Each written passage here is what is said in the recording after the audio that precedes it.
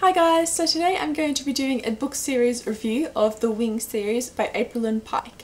Now this series is a young adult fantasy series, more specifically a fairy series. So as you guys know, if you've watched my thing about fairies books, which I'll leave the link in the description if you have not seen it, to go check it out, I have found a problem when reading fairy books. They always tend to be the same kind of story and I just don't really like them as much. But I found this series to be actually a little bit different. There were a couple of similarities, but for the most part it was a very different story and I really did enjoy that. So the first book in the series is called Wings, the second is Spells, the third book Illusions, and the fourth book Destined. So the series follows a girl named Laurel and she moves to a youth school in Newtown where she tries to fit in with this school because she's been homeschooled all her life and she's also a little bit different to the other kids. She doesn't really deal well with being out of the sunlight for too long and she eats a little bit differently, and so she's not quite sure how to react in this situation of going to school. But when she goes to the school she meets two people, David and Chelsea. Chelsea quickly becomes one of her best friends and David becomes one of them too, and maybe a little bit something more. However, as time goes on, Laurel starts to notice something different about herself.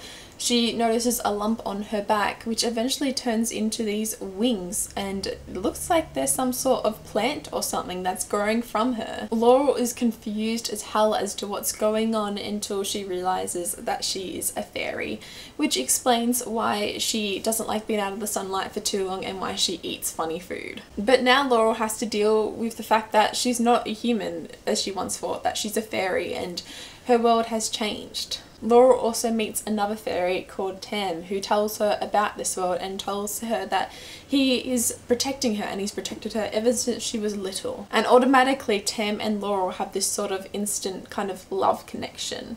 But Laurel just doesn't have to deal with the fact that she's a fairy, something she never knew existed until now. She also has to deal with the fact that in this world there are not so great things and some of these things might be after her. Maybe even something like trolls. That's all I can really give away of the series without spoiling anything, and I don't want to do that. So now let's talk about what I liked and didn't like about the series. I didn't particularly love the love triangle between Laurel and Tam and David. Laurel took 4 books in the series to finally make up her mind about which one that she would be with, and it was just frustrating to say the least. I don't particularly like love triangles, and while this one was done okay, I just still wasn't a big fan of it. Every fairy book also tends to have a love triangle. It'll tend to be, you know, one human and one fairy, and it is the exact same case in this book, which kind of frustrated me a little bit. And for the most of the series I was particularly team David, and they're for some reasons that I'm going to get into now,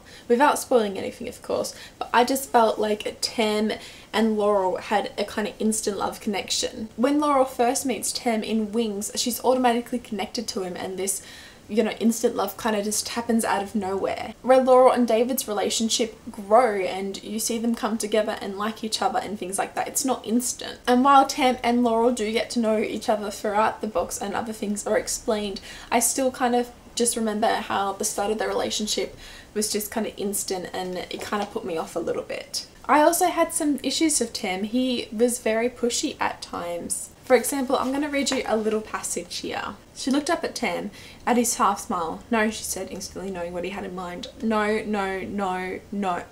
Her words were cut off as 2 pollen-dusted hands cupped Laurel's cheeks and Tam pressed her mouth against hers, parting her lips with his own. In this scene right there, Tam blatantly kisses Laurel without Laurel's permission. Laurel knew what was coming, she was saying no, but Tam did it anyway. That is wrong, and the author just kind of brushes past it. Laurel's like, "Oh, I know I shouldn't have, you know, I know I should be furious with him, but I'm not." And, you know, this is an issue and it's not something we should be taking lightly. It doesn't happen often, but when things like that happen and when they're just treated so trivially, it just made me really angry. And it made me really angry that Tam did this to Laurel without Laurel's permission. I really did like David though. He's kind of a biology nerd and I really like that. I felt he was really loyal and brave and everything. I also really liked Chelsea. I felt sorry at her for some points, which if you read the series you know what I mean. But I felt she was a really good friend. Laurel was a little bit iffy for me. At some points she seemed a little bit bland, but at other times she didn't.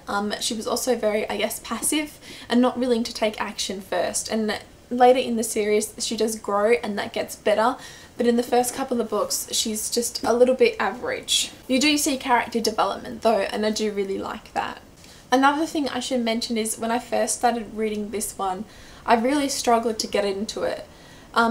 This is the author's debut novel and you can tell that in some ways. The writing isn't the greatest, especially in this first book. This first 100 pages, it just really wasn't doing anything for me much, the story. But I pushed myself to read on and I'm really happy that I did. And I know a lot of people have had these issues too, you know, they'll get to 50 pages and they'll put it down because they can't. But once they find that, you know, they keep going, they do like it. So I encourage you, if you do pick up this series and you're really struggling at the start of this book, just to keep going a little bit longer and just try to give it as much as you can before giving up, because trust me, hopefully you won't regret it. Because I really did like this series. I felt it was different to the fairy storylines that I've read in the past. It was very unique and I really liked that. And whilst the writing isn't the greatest in Wings, it slowly gets so much better, and until the last book where it's just fantastic. So I really did like this series. I rated the first book 3 stars, you know, for the somewhat issues I had with just having trouble getting into it and the writing, and I rated every other book after that 4 stars. I really enjoyed the series. If you're looking for a YA fairy series and you're not sure what to pick up and you're finding everything that you're reading is kind of the same, then I would recommend this series. I really liked it. Now, I did want to get into spoilers quickly and discuss the ending of this series. So if you have not read this series and you do not want to be spoiled, trust me, you should click away now. Do not watch on if you do not want to be spoiled, because I do not want to spoil you. So this is your last warning. If you do not want to be spoiled for the end of this series, click away now. Okay, so I didn't realise how much I love these characters until I got to the end of this book at David's letter, where I found myself crying at it. The letter itself is one of the most beautiful, heartwarming, bittersweet letters I have ever read, and just thinking about it right now kind of brings me to tears a little bit. As I made it clear in my review, I'm not the biggest fan of Tam, but I understood Laurel's decision in the end to choose Tam, and whilst I'm not the biggest fan of it, I kind of grew to like Tam as the series went on. But there were just those couple issues with him that really resonated with me, and I found that hard to let him go a little bit. I really fell in love with David though, which I guess is another reason that I just cried at the letter. For David to choose to forget just made my heart break in half, but also understand why. And I couldn't fault him for it. He's such a fantastic, brave and loyal character who would do anything for anyone, and so I understood his decision, and he had to do this for himself and for his hopefully one day family. I also kind of felt sorry for Yuki. I really wanted Yuki and Tam to end up together, and Laurel and David, but obviously that didn't happen, and poor Yuki died. There were deaths in this series, and Yuki's and Shara's hit me the most, especially Shara. When Shara's phone call was happening, for some reason I thought that it was like all a ploy and Shah was actually on, you know, the bad person's side. So it really surprised me when I found out that he actually wasn't, and it was real, it was actually happening, and that hurt me on the inside a little bit too. I really loved how the writing had changed, you know, so much, and it just got so better that in this book I just really liked it. But yeah, the main thing I wanted to discuss in the spoilery section was that letter, because it's one of the most bittersweet, heartwarming, beautiful letters that I've ever read in a series. So please let me know what you thought of that letter and the ending, but make sure to say spoiler in the comments, because I don't want to spoil people. So yeah, that is the end of the video. I'd love to hear what you thought of the books if you have read them, what you thought of the ending, what you thought of the letter, if you know what I mean. And like this video if you liked it, and subscribe if you'd like to see more book related videos from me, and I'll see you next time. Okay, bye!